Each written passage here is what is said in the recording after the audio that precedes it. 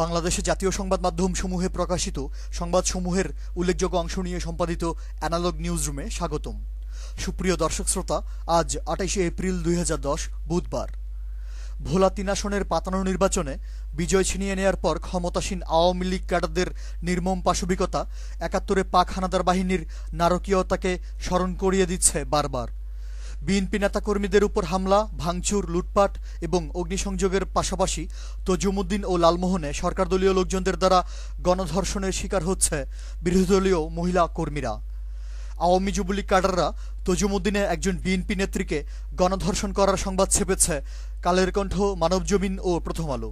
সরকারদলীয় নেতাদের বিভিন্ন অপকর্মের তথ্য পত্রিকায় প্রকাশ করার অপরাধে হবিগঞ্জের চুনারুঘাটে ক্ষমতাসীন দলের ক্যাডাররা একটি জাতীয় ইংরেজি দৈনিকের হবিগঞ্জ সংবাদদাতার উপর হামলা করে গুরুতর আহত করার ছবিসহ খবর ছেপেছে মানবজমিন, আমার দেশ ও কালের কণ্ঠ।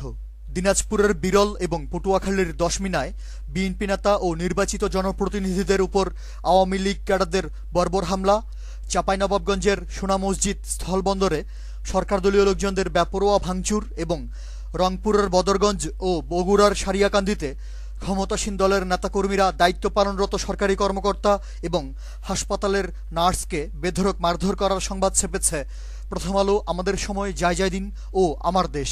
চাঁদাবাজ ছাত্রলীগ ক্যাডাররা বন্দরনগরী চট্টগ্রামে জনপ্রিয় বিনোদন কেন্দ্র ফয়েজ লেক এলাকায় বেপরোয়া সন্ত্রাসী কর্মকাণ্ড করার ফলে পর্যটন কেন্দ্রটি বন্ধ হয়ে যাওয়ার আশঙ্কায় প্রতিবেদন।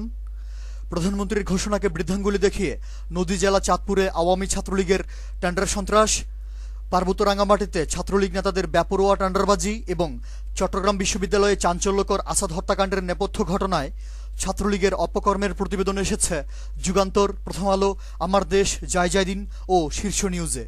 বিভাগীয় নগরী বরিশালে চাঁদার দাবিতে আওয়ামী যুবলীগ ক্যাডাররা একজন মহিলা ঠিকাদারকে প্রকাশ্য জনসম্মুখে মারধর করার খবর এবং টেন্ডারবাজিকে উপলক্ষ করে খুলনায় সরকারদলীয় টেন্ডারবাজদের দুই গ্রুপের পাল্টাপাল্টি সংঘর্ষের সংবাদ এসেছে ডেস্টিনি, মানবজমিন, সমকাল, প্রথম আলো, জয় দিন এবং শীর্ষ নিউজে।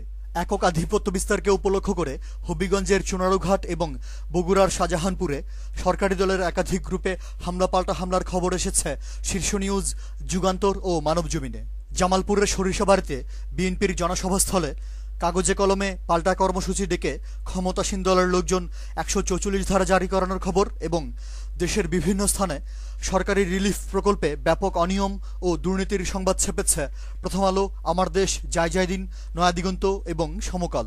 রাজনৈতিক প্রতিহিংসার বশবর্তী হয়ে আওয়ামী মহাজোট সরকার জনপ্রিয় বেসরকারি টেলিভিশন চ্যানেল 1 বন্ধ করে দেওয়ার ঘটনায় সারা দেশে বিভিন্ন শ্রেণী পেশার মানুষ তীব্র নিন্দা এবং ক্ষোভ প্রকাশের সংবাদ ছেপেছে আজকের প্রায় সবগুলো পত্রিকা।